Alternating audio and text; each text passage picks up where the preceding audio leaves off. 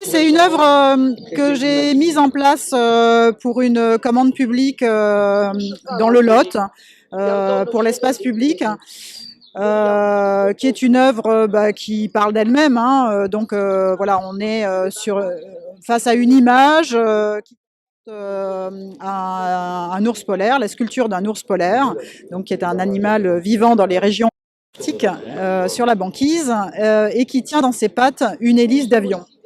Voilà, qui est le symbole du transport aérien.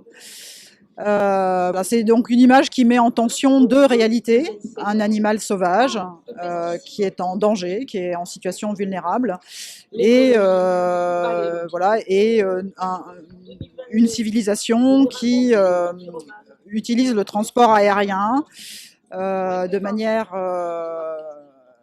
on va dire exponentielle, et si on continue comme ça, on va droit dans le mur. D'accord.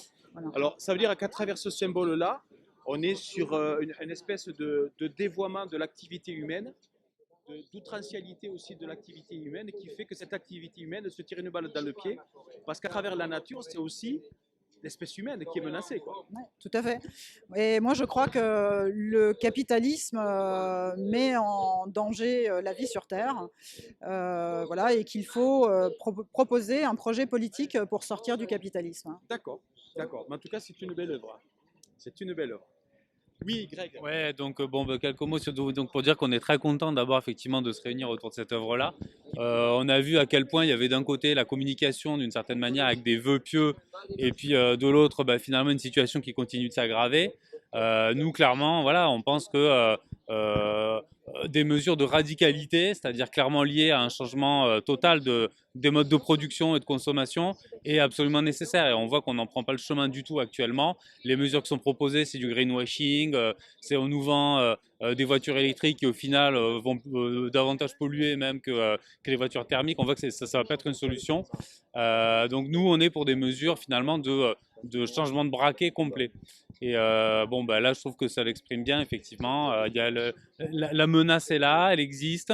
Les gens en ont conscience, je pense, maintenant. Enfin, le message passe. Et pour autant, il faut s'interroger réellement sur les causes, finalement, de la crise climatique.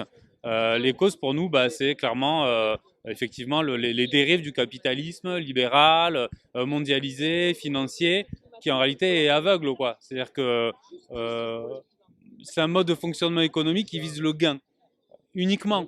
Et donc, si ça doit entraîner certaines formes de pollution, ça le freinera pas. Ouais, Voilà. c'est bien sûr. Et c'est un problème du coup qui est fondamental. On peut pas entendre résoudre la crise climatique sans traiter ce problème finalement de fond, quoi, qui est celui de l'organisation économique mondiale, quoi.